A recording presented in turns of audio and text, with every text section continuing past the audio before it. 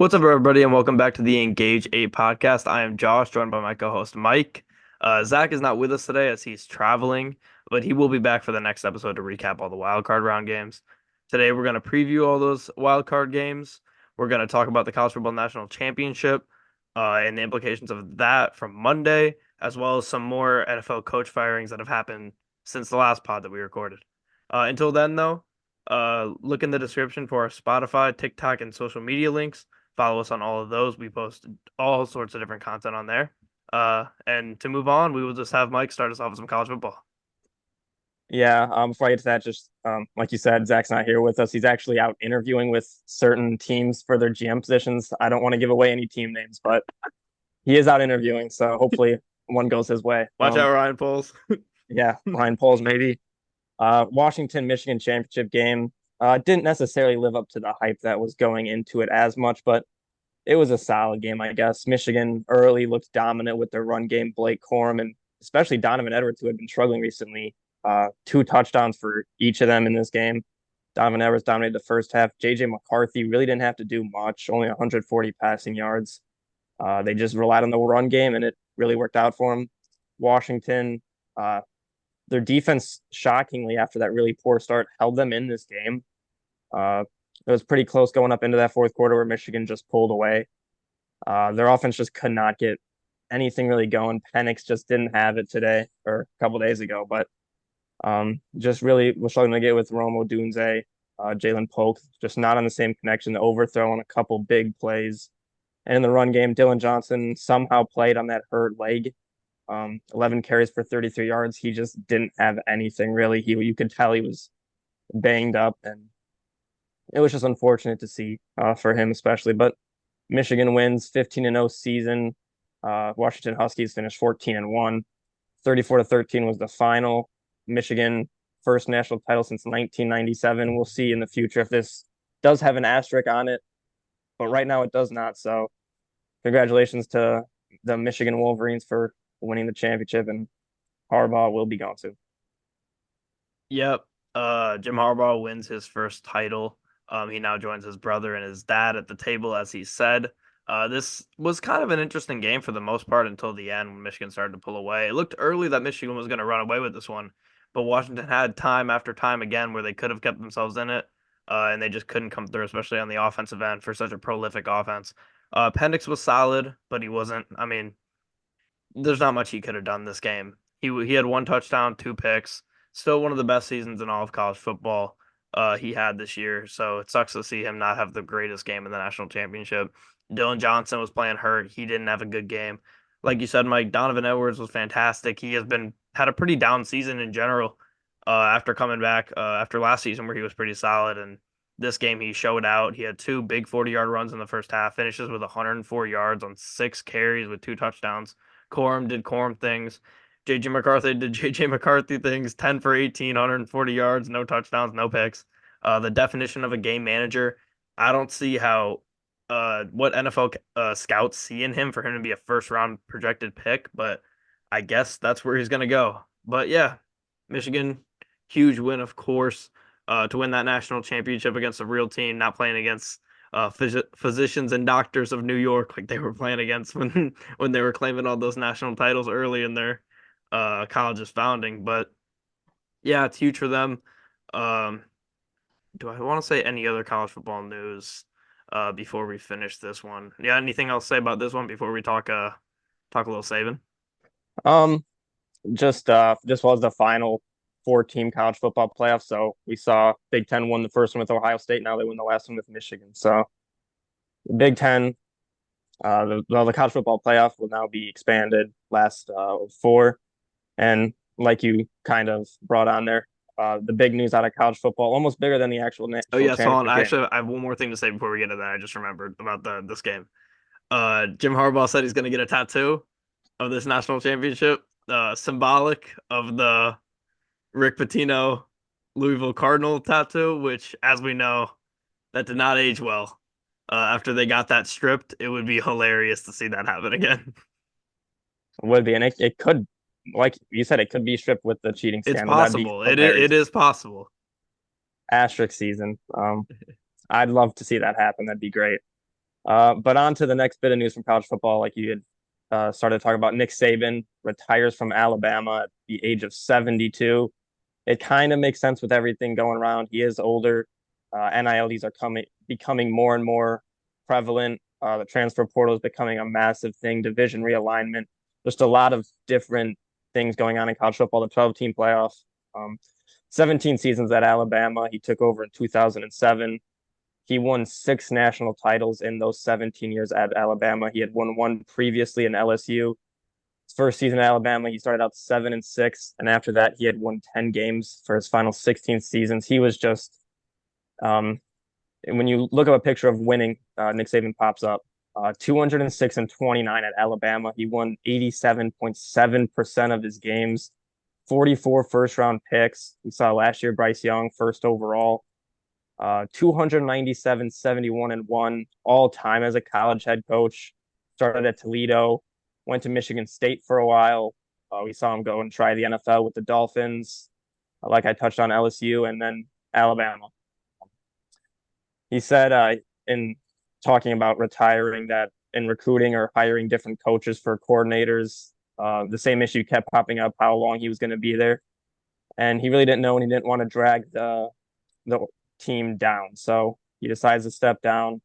It'll be very interesting to see who decides to take this job. We saw Dan Lanning possibly being linked to it, the coach from Oregon. He shut down those rumors today with a video on Twitter that was kind of cringe, but um, he wants to stay at Oregon. Washington head coach Kalen DeBoer has been linked. Lane Kiffin, who is always in the news from Ole Miss, used to coach at Bama, has been linked. It'll be interesting to see how they go from here. Sark as well. Yeah, Possibility coming from Texas. Kirby Uh, Smart. Kirby, oh, man, that would be something. Could you imagine? That would shake everything up. I don't see that happening. I got a text from my dad today. He asked if anybody could possibly fill the shoes of Nick Saban, and I said the only person that could, or he said, could anybody come close? And the only person I could think of off the top of my head that could come close right now is Kirby Smart. I don't think that happens, but anybody else is going to be a downgrade significantly, and I still think Kirby is a downgrade, but regardless everybody else is a significantly higher downgrade. I just want to say, as an SEC football fan, I've been an SEC football fan for a long time. I have so much respect for Nick Saban. It just cannot be talked about enough how great of a head coach he is and was. And the things he did at Bama, we may never see again, especially with the 12-team playoff. And it's going to be harder to win a national title now than ever. It got harder when the college football playoff was originally introduced. He adapted, got himself some more titles, and just added on to his legacy. So all the respect in the world to Nick Saban. It's crazy that we're possibly saying goodbye to the best NFL coach and the best college coach of all time in a matter of 24 hours. It's wild. We'll talk about Bill Belichick here in a bit, but yeah, it could be Sark, it could be DeBoer from Washington. The Dan Lanning video was cringe. That was a tough watch, but it won't be him.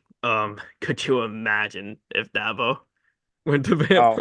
I don't think I Bama would know they don't allow want him. I know they don't want him, but it would be so funny. Yeah, I really don't know what they're gonna go with. I saw a little rumor floating around. I don't know how much merit there is to it of Mike Vrabel possibly that. being interested in that job. Uh, That would. that would be funny as well. I think he coached at like Ohio State or something for a bit. And I think he He might went have to went to Ohio Ohio State. State too. Yeah. But yeah, so he does have a little bit of college coaching experience. I don't see that happening either. I don't even. I want to make a prediction, but I honestly don't have one. I don't see. Maybe if you're Kalen DeBoer, you get the offer, you absolutely take it because you just went to the Natty. You made it probably maybe as far as you could take Washington right now. Similar to what we saw with Fickle, took Cincinnati as far as he could take Cincinnati, and then when he got a chance to go to a Power Five and get a massive upgrade, he did. Obviously, it's different from going to Wisconsin to going to Alabama, but I could see DeBoer, um, Sark. If I guess if I had to put my money on it right now, I'd probably go Sark, Take but Arch Manning with him. that would be something, man. That would be something. With Quinn Ewers announcing today that he is returning, uh, that probably takes that away. I kind of just got reminded of that in my head right now, so I guess my pick would probably switch to DeBoer from Sark then. Yeah, I I don't have think Quinn Ewers stays if he has any inclination of some that's sort. yeah.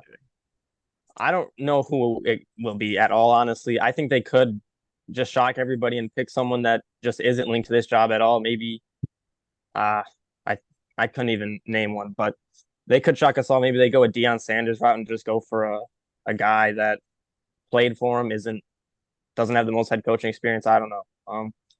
But that's all I got for Nick Saban. Yep, me as well. You want to talk about some coach firings that have happened in the last 48 hours for us? Yeah. We already talked about Josh McDaniels, obviously, Frank Reich, Brandon Staley, Arthur Smith. We talked about Ron Rivera on the last one and Mike Vrabel. In the last 24, 48 hours, we had two more firing slash parting ways. Pete Carroll with Seattle and Bill Belichick with the Patriots. I'll just start with Pete Carroll. This one really shocked me when I first saw it. I kind of just didn't expect it at all. Hadn't really crossed my mind, but after thinking about it more and more, this does kind of make sense to me. They missed the playoffs this season.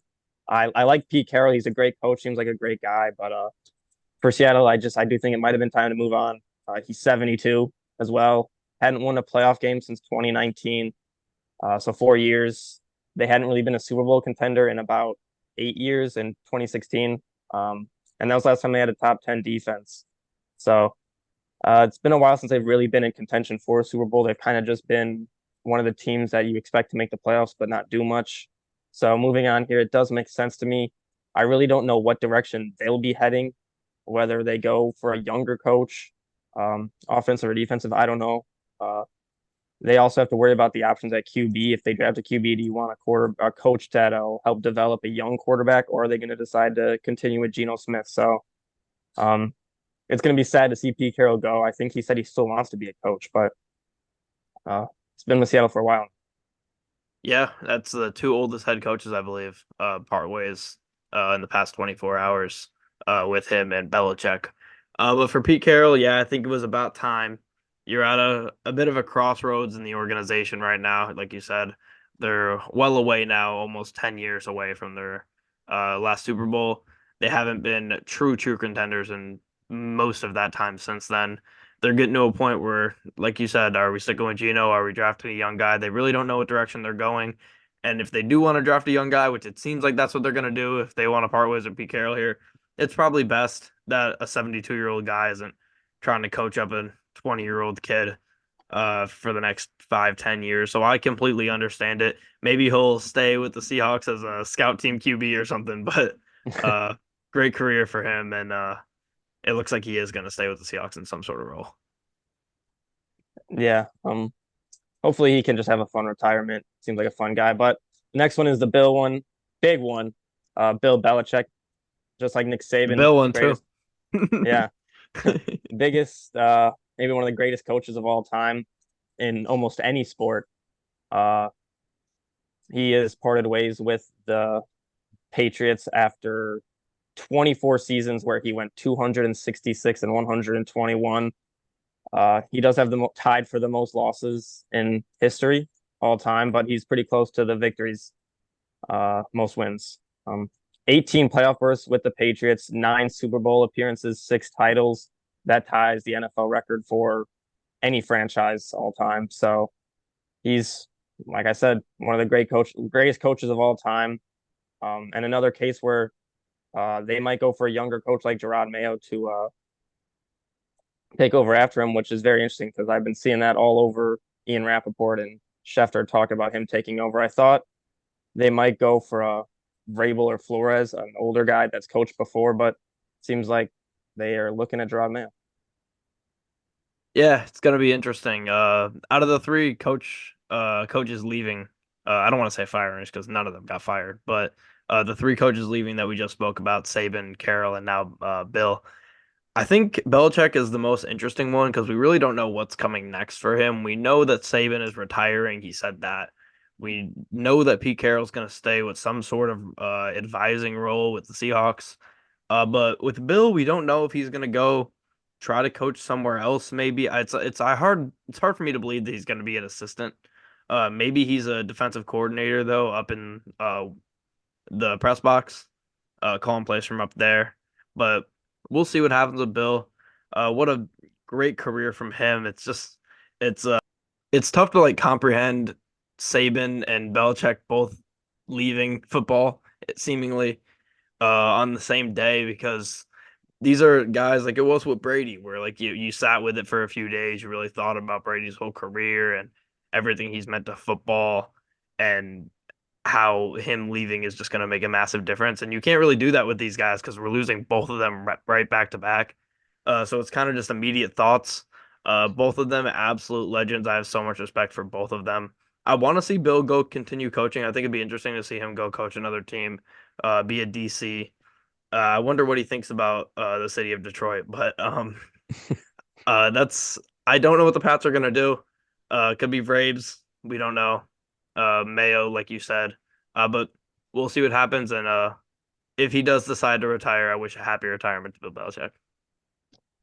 Yeah, nice to know that Colts kind of rumor thing after that game might have been true. That might have been the last straw for him to finally be retired. So I'm just gonna roll with that and say the Colts retired Bill Belichick. Um, in the 4 seasons without Brady, Belichick did struggle. He did make the playoffs, I think, one time, but 29 and 36, zero playoff victories all time. He's third all time in victories. He trails George House by 16 and Don Shula by 26. So don't think he's going to retire. I think the most logical one for him would probably be Los Angeles, considering they already have the quarterback situation.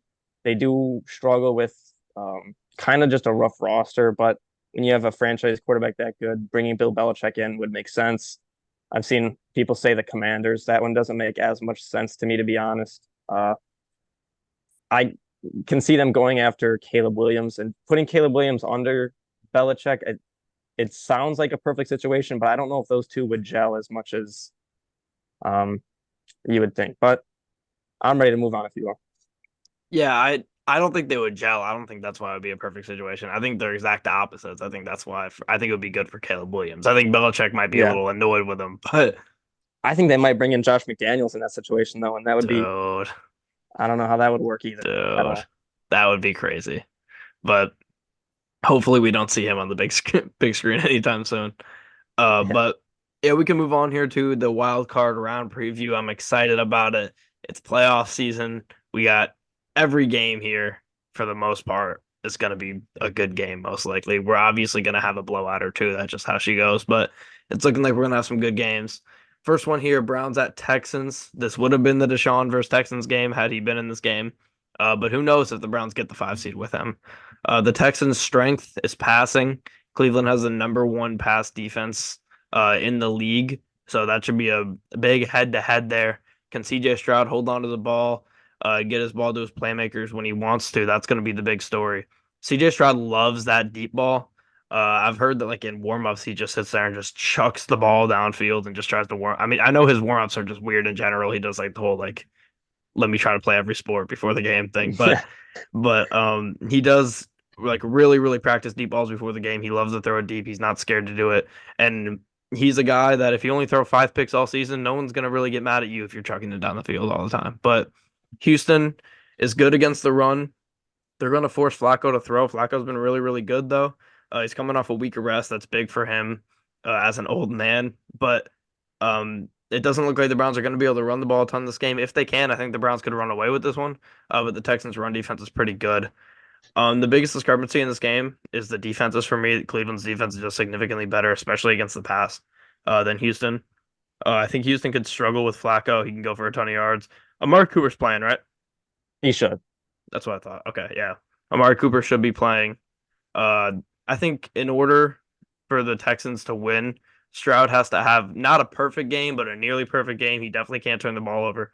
If he throws a pick and fumbles, I think this can go south for the Texans. I like the Texans at home, just because I like home field advantage in all playoff situations. That's not one of the more known as one of the more rowdy environments, but um, I'm gonna go with the Browns. I just like them better top to bottom. I think they match up well here.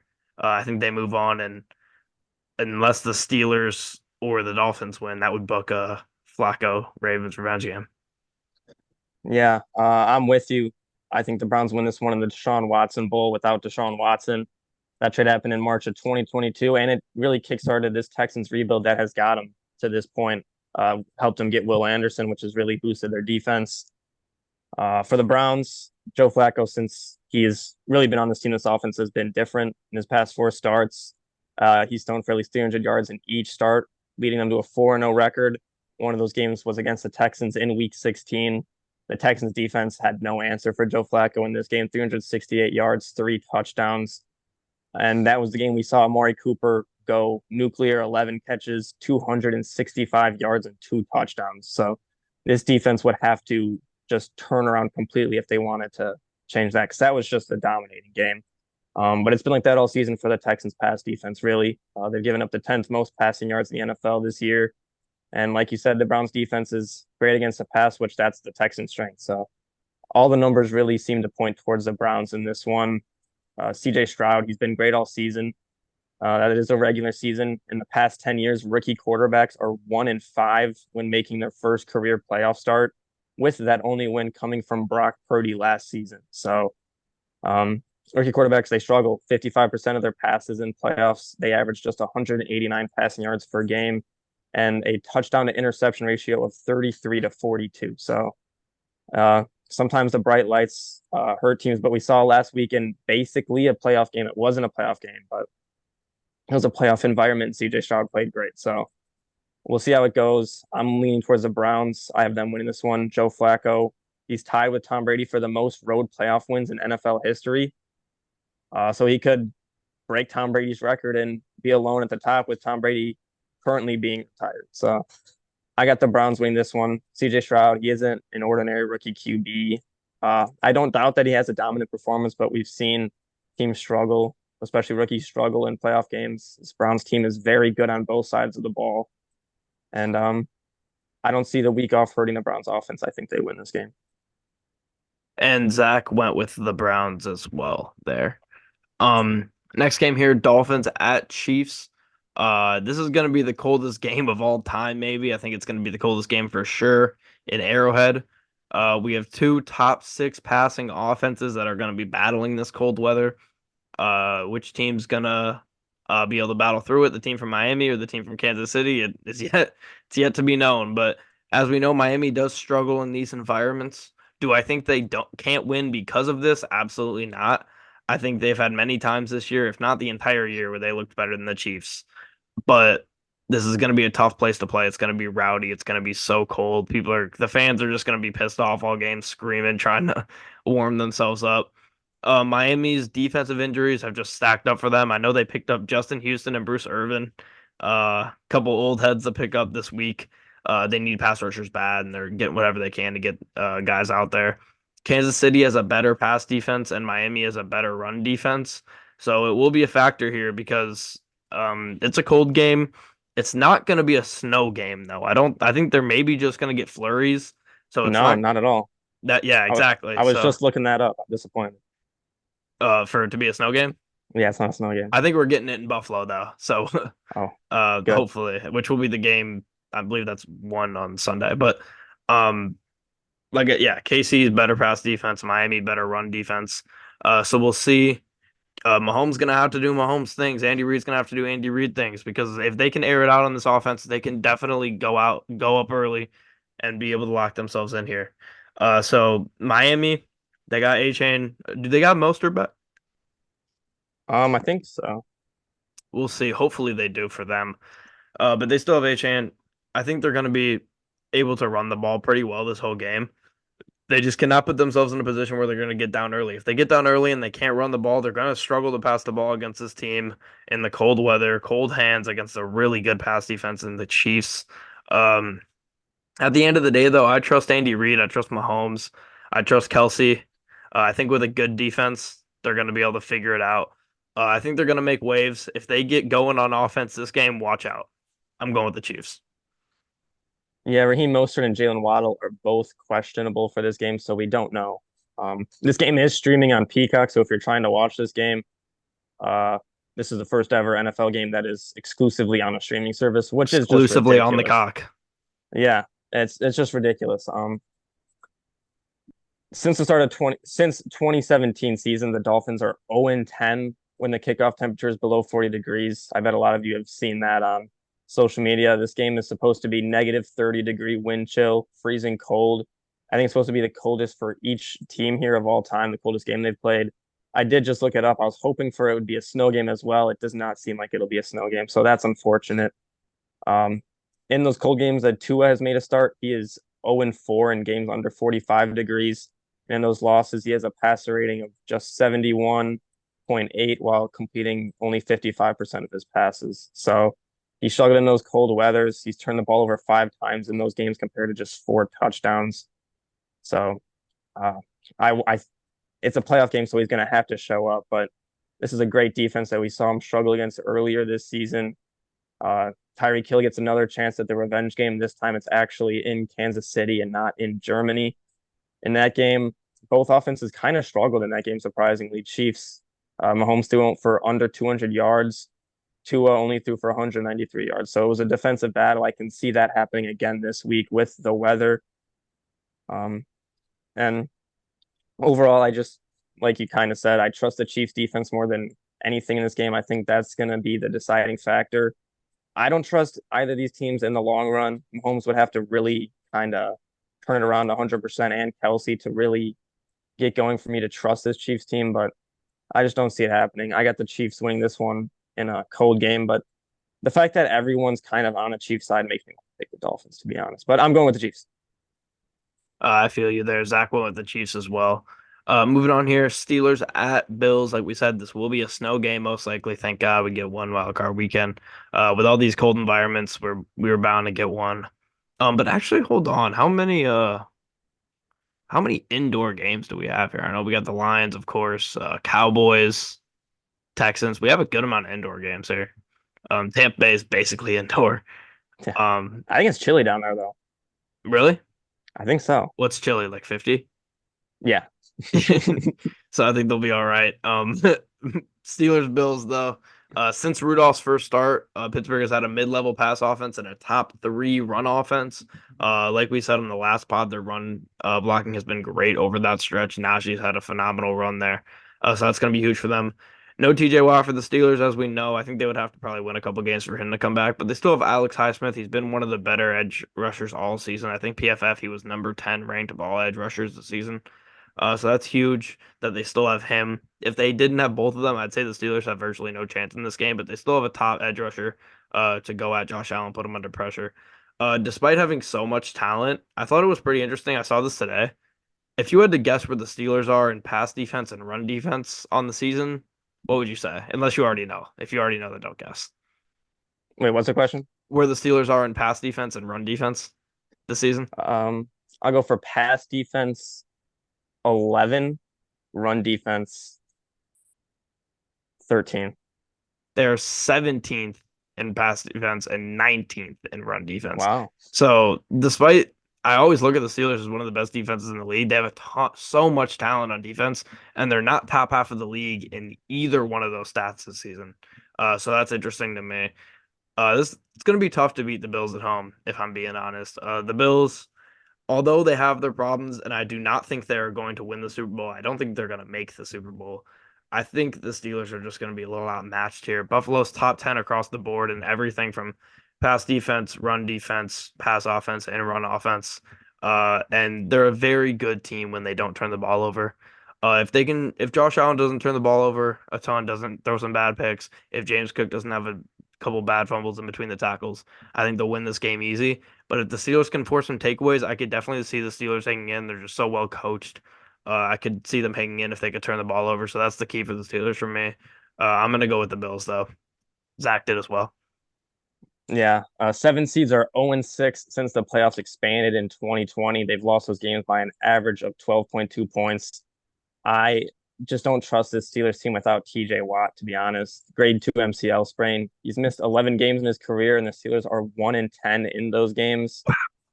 When he's on the field, their defense has been a lot better, 19.8 points per game. When he's not there, it shoots all the way up to 26.3. The Steelers have averaged twice as many sacks, 3.3 to 1.5 when he's in the game. As cool of a story as it would be for the Steelers to sneak a playoff win out of nowhere, I just really don't see it happening. Mason Rudolph would have to win his fourth straight game for that to happen. And I just see that as a long shot. I just love this Bills team at home. I've been talking about a lot recently how good they've been there. Their defense, especially, has been phenomenal. I think they're 6-2 at home. Cold weather. I looked up. There's not going to be too much snow. It might be snowing during the game, but not too much. So I don't think that'll be that big of a factor. I That could help the Bills. Steelers really need their run game to get going with their offense. I think the Bills defensively are just going to shut the Steelers down, passing and running, and I think they're going to win the game. All right. Before we wrap up the Bills Steelers segment here, we have a Steeler savant ready to give you guys a quick analysis before the game. All right, Steeler country. Let me say a few words about my team. So, we're playing the Bills in the wild card, seed 7, except we have a chance. The forecast predicts some snow. That's our kind of game. Snow games, hard-nosed ball. You know who plays hard-nosed ball? Najee Harris and Jaylen Warren. Hit them with the 1-2. It's gonna be a dogfight out there. But wait, T.J. Watt out. Crucial. Josh Allen loves running. He loves running, so that's gonna be a problem for us. But we do we do get our nice run stop support safety back in Minka Fitzpatrick, so that's great. And Casey's back as well from the suspension. Bullshit. I'm gonna say that now. It wasn't. But yeah, it's gonna be a good game. It's gonna be a close one. Do we predict can I predict the score on here? Go ahead, go crazy. I'm gonna predict there's gotta be a field goal in there somewhere. Oh yeah. So Multiple. I'm gonna say 17-13. Wow. Steelers. What would you say to the people who say that the 7 seeds are 0-6 in the playoffs? I would say the 7 seeds are due. They're due one. Oh, I didn't think of it like that. Well, you better put your thinking cap on and think like that because it's happening Sunday. Be there, Buffalo, 1 p.m. Eastern time. Steel curtain's looking real steely right now. We might steal a win out in Buffalo. Let's go, Steelers. Here we go. Thank you. Wow. So thank you, Rangel, for that beautiful, beautiful moment. The Steelers needed some motivation. They got it right there. Wow. Can I change my pick? Yeah. I can start us off for this game. Packers at Cowboys. 7 seeds are 0-6, like I just said. Only average 12.2 points per game. This is a big game, obviously. Another game with just a massive background behind it, that storyline behind it, I guess, as we'll see in the next game as well. It's been 5 years since the Packers fired Mike McCarthy. Since then, Matt LaFleur has done an incredible job. Mike McCarthy's done a pretty good job down in Dallas himself. For the Packers, Jordan Love has thrown 18 touchdowns compared to just 1 interception in the final 8 weeks of the season, making him the 6th quarterback in NFL history to throw 18 or more touchdown passes with 1 pick or less in the final 8 weeks. He's been phenomenal down the stretch, leading this Packers team to a playoff. Won the game in Week 18 that Aaron Rodgers couldn't do last year to get his team in the playoffs. Can't say enough good things about what he's done with this team. They're one of the youngest roster. They are the youngest roster in the NFL. He's thrown 32 touchdown passes. That's second in the NFL to only Dak Prescott, who he's going to line up on the other side from. Prescott is 36.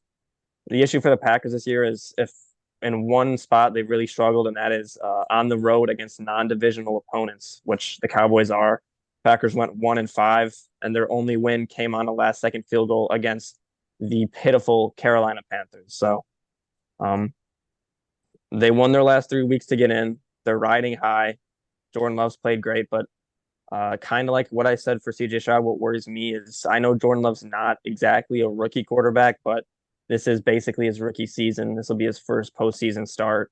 And like I said, the rookie quarterbacks are 1-5, with Brock Purdy being the only win, and the stats are not great. Cowboys, we talked about it all season, how good they are at home. 16 straight wins. They're 8-0 this year. Those 8 wins come by an average of 21.5 points per game. Dak Prescott, like I said, has 36 touchdown passes. That leads the NFL. CeeDee Lamb has caught a league high 135 passes for 1,749 yards and 12 touchdowns. I'll take the role of Zach and say they're going to need to get CeeDee Lamb the ball a lot if they want to win this game. And I predict that will happen and they will win this game. Mike McCarthy's going to want this game more than anything. I think the Cowboys win it, but if the Packers win it, I think it's time to talk about how the Packers will own three franchises at this point. Packers, obviously the Bears, considering they can't beat them, and then the Cowboys, because Packers have won 9 of the 10 last matchups. A lot of big ones coming in the playoffs. Did Des catch it? The Aaron Rodgers, Jared Cook drive. They just seem to own them. I'm going with the Cowboys, though. I believe in this Packers team. I think they're just too young. They've had a great season, but I think the Cowboys, they're experienced. They have what it takes. Their defense has been solid all season. I think that's going to continue. And Mike McCarthy is calling the plays with his maybe job on the line, which might not be a good thing for him, but I think they will get it done. All right. Mike McCarthy revenge game, like you said. Um, so I thought I wasn't plugged in there for a second. Mike McCarthy revenge game, as you said. Neither team runs the ball very well here or stops the run well. Key to this game, I think, is just going to be who turns the ball over. These are two very, very similar teams here. Both teams pass the ball well, defend the pass well, and are not very good in the trenches overall. The Cowboys overline offensive line is pretty overrated as a whole. They'll be tested here. If they somehow let this Packers pass rush get to them, they're going to be in trouble. They shouldn't let them, though. They are a better O-line than the Packers have, a D-line. They should be able to protect Dak and let him get off clean throws. Like I said, I think these two teams are very similar. The Cowboys just have more experience across the board, coaching, offensive playmakers, defenders, everything leans Cowboys here experience-wise. The Cowboys' key to this game, can they establish the run? Can they get Tony Pollard going? He's not been able to get going many times this season at all. This is an opportunity against one of the worst run defenses in the league to do that. I think they do, and I also have the Cowboys here. Yeah, Uh, I got one more thing to say about this game. I'm trying to get it to load real quick. It's not about this game, it's about the Cowboys actually. There was a report that just came out that said the pressure is on the Cowboys to produce in the playoffs, something they haven't done in a while. And if not, Jerry Jones could look to hire Bill Belichick, depending on how they finish the season. I don't know if I trust the source, Tony Pauline. He is followed by Schefter and a couple other big guys. what is he, a Cowboys beat writer?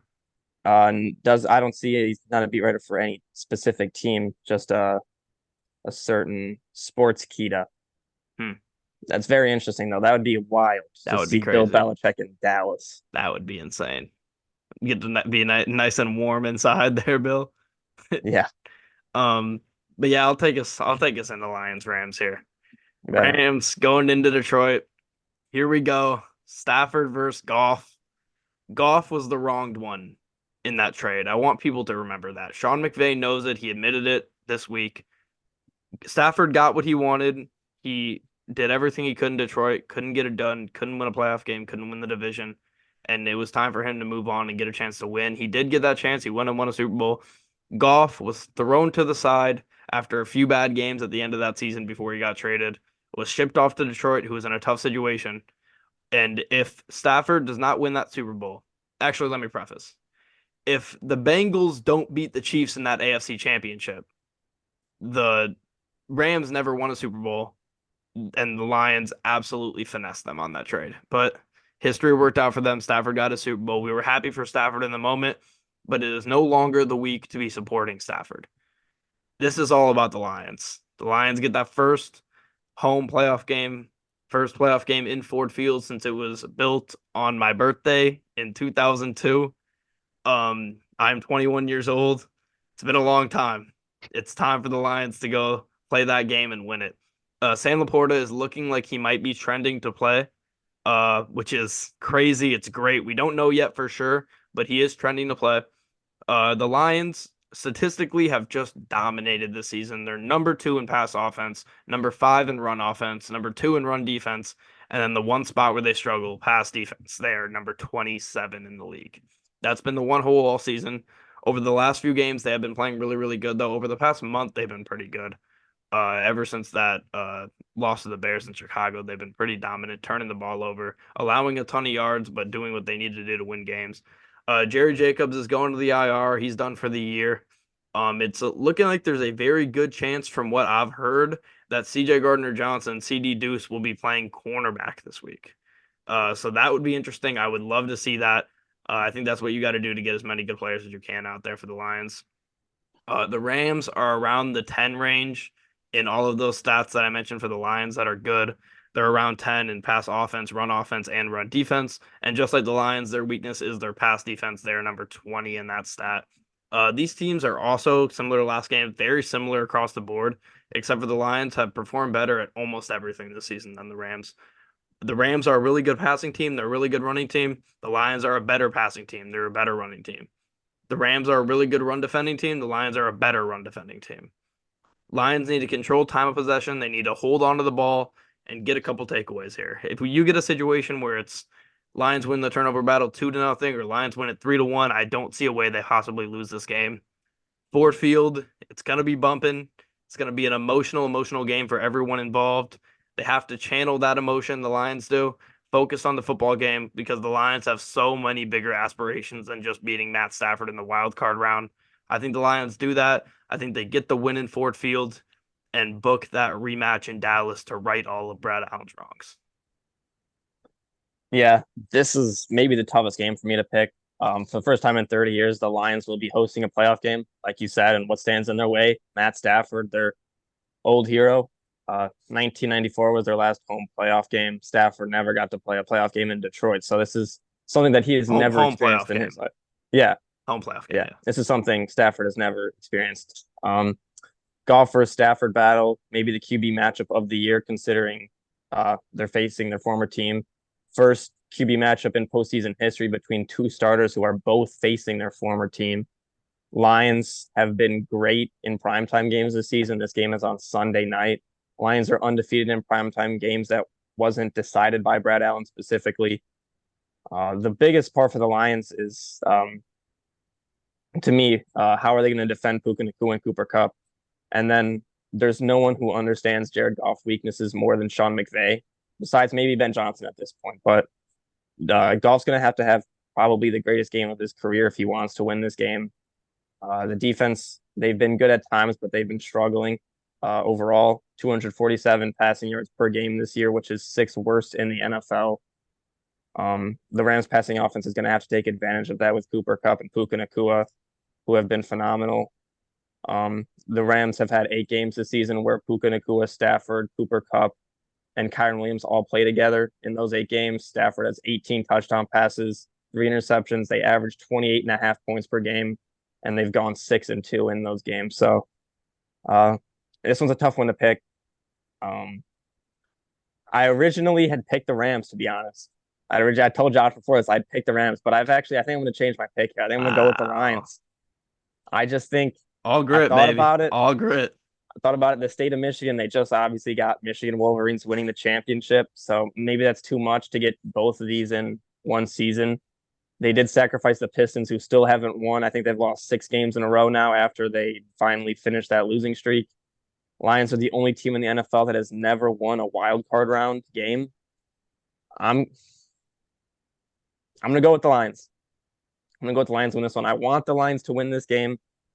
A lot of the numbers that I see, I feel like the Rams stack up very well against them. That's the one team I really didn't want the Lions to play in the playoffs just for matchup wise, but I think the Lions are going to be pissed off. They still are thinking about the Brad Allen situation where they should be the 2 seed right now, possibly the 1. And I think they're going to come out pissed off. Dan Campbell's going to have them ready. Sunday Night Football. I think they get it done. No one knows Matt Stafford better than us Lions fans. And I know that as good as he is and as much as I love him, if he throws a pick or so early, he sometimes gets in his own head and starts wilding out a bit. If the Lions can just get one of those early, I think they could not only win this game, I think they could run away with it. It's going to be a tough place to play for Stafford and the Rams. And Goff has just so much to prove. Just hold on to the ball, 16. Hold on to the ball. And the Lions are going to come out victorious and win this game. But move on to our final playoff game here, final wildcard round game. Eagles at Bucks. The Eagles are the coldest team going into the playoffs out of any of the playoff teams. Both these teams are pretty equal in the pass game. Neither team really passes the ball super well. The Eagles are the number 8 rush offense in the league, and Tampa Bay is dead last. So the Eagles, who are known for running the ball, have not been fantastic this year. They're going to need to run the ball this game because they're playing a team that can't stop the run at all. These are two of the 4 worst pass defenses in the league, with the Eagles and the Bucks. So it's going to be easy pickings for Baker Mayfield and Jalen Hurts to go out there and make plays. Jalen Hurts has not been good at all. He hasn't been good at all this season. He's been kind of a tush push merchant with his touchdowns, and I don't have a lot of confidence in him at all. I think if the Bucks can just do anything productive in the pass defense game, I think they're going to be really, really well set off in this game. Both top 10 rush defenses, Tampa Bay 5, Philly 10. So we will see what happens in this one. I think I misspoke earlier and said Tampa Bay was dead last in rush defense. I meant to say they were dead last in rush offense. They can't run the ball at all. So the Eagles rush defense that has been the bright spot of their defense this year is going to need to come through for them, force Baker Mayfield to throw. He's going to have a great game. I'm kind of praying on Philly's downfall here. I think they're going to struggle on the road, but I'm going to go with Philly to win this game in Tampa Bay. This was a last second switch for me. I did have the Bucks originally, but as I'm going through this, I just see a world where these past few games where Rashad White has not been great, and we've seen low offensive scoring games for Tampa Bay, and I think they're just going to struggle to do anything in the pass game. If they have A.J. Brown and Devontae Smith, I think they're going to be in a good spot. I'm going to reluctantly go Philly here. But I think if Philly does win this game, I think they get absolutely curb stomped by San Francisco in the next round. Yeah, neither of these teams really going into the playoffs on a high right now. Eagles have lost 5 and 6 after starting the season phenomenally. They are going to have to rely on the run, like you kind of touched on. They're 5 and 1 this year when they rush for 140 yards or more. But the Bucks defense has surrendered the 5th fewest rushing yards in the NFL. So that defense is going to be very key to shutting down this Eagles team. I'm assuming AJ Brown should be ready to go. He did not practice today. He still has that knee injury. Jalen Hurts hurt his middle finger. He's banged up. I'm interested to see. I guess I hadn't even thought about if Devontae Smith. Okay, Devontae Smith, DeAndre Swift, and Darius Slay are all practicing fully, so they should be good to go. So Eagles could be getting healthy, which could be big for them. They're going to have to hope their pass defense is able to be a lot better than it's been recently. Mike Evans and Chris Godwin, and that's maybe the best wide receiver duo in the NFL. And their pass defense has been very, very bad, 31st in the NFL, giving up 252.7 yards per game. Like I said, Evans and Godwin have been great, 2,000-yard receivers. They've done in 2022 and 2023 both now. This is a lot different than the week 3 game that we saw the Eagles really dominate in. This Bucks team is different. Their offense has struggled in the last 2 weeks, 13 points against the Saints and 9 against the Panthers. But I think this pass defense is just, it's not there. Their vibes as a team aren't there. They don't seem to be, they're nothing close to what they were last year. I think the Bucks are just going to find a way to pass the ball on them. They gave up 201 rushing yards in the first matchup. I think they can cut that in half. It's really slow down this Eagles run game. Maybe Vita Vea is a little bit of I don't think he's a tush push stopper. I don't think anyone can, but maybe it'll get them a little reluctant to use it. I think there's always one game that kind of shocks people. I think this is going to be that game. I think the Buccaneers are going to win. We saw it last year with the Jags upsetting the Chargers. I think that's this game right here. I think the Buccaneers are going to upset the Eagles. So I got Baker Mayfield winning a massive playoff game. We realized, or I'm realizing, that we didn't mention Zach's picks for like the last 4 games, so I'm gonna go over those really quickly. He picked Buffalo over the Steelers. He picked Dallas over the Packers. He picked the Rams over the Lions, and he also went with Tampa Bay over the Eagles. But we'll finish out here with some betting picks for the wild card weekend to send you guys off. I will start here. You said you have Zach's picks, actually, right? I do, yes. You want to say those real quick? We'll let him go first. Yeah, I'll say those real quick. Zach's betting picks, he has Browns -2. I'm guessing he trusts Joe Flacco to score some points and win them that game against the Texans. And then his other one, Chiefs Dolphins under 43.5. That makes sense. Freezing cold weather. I don't think the offenses will be very good in that game, so I can definitely see under 43.5.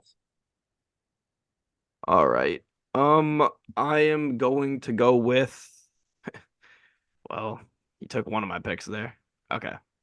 I'm gonna take two picks from the Lions game here. I'm gonna go with the Lions -3. Like I said, I think they're gonna win this game. I think they are the Rams, but just better at everything except for coaching. And then I'm also gonna go with the under in this game. It's 51.5. I've been over the past few years always taking the highest under I can get in the playoffs. The playoff games just seem to go under for the most part, unless we're talking Chiefs Bills or Chiefs Bengals. So I could see this game going in where it's like, oh, these offenses are great, these defenses are solid, and then the defenses get a couple turnovers in a rowdy environment, and then all of a sudden we have a game that's similar to the Cowboys game where it's like should have been 21-20, but 21-19, 20-19. So I could definitely see that happening. So I got Lions -3 against the Rams and the under 51.5 in that game. Yeah, my first betting pick, I have Buccaneers +3. I think they're gonna win the game. I don't like this Eagles team right now. They just look terrible. And for my other pick, um, I almost feel inspired to just go Steelers +10, to be honest. Rangel, he just inspired me with that speech. So I'm gonna go with Steelers +10 as my second pick. I feel enlightened. All right, so that about does it for this episode 40 of the Engage 8 pod. Like I said on the top, go to the description for our links for all of our Twitters, as well as TikTok and Spotify are in there as well if you like different forms of content. And we will be back probably recording on Tuesday night, uploading Wednesday for the review, the recap of the Wildcard weekend, plus anything else that happens in the sports world between now and then. But until next time, we'll see everybody in the next one.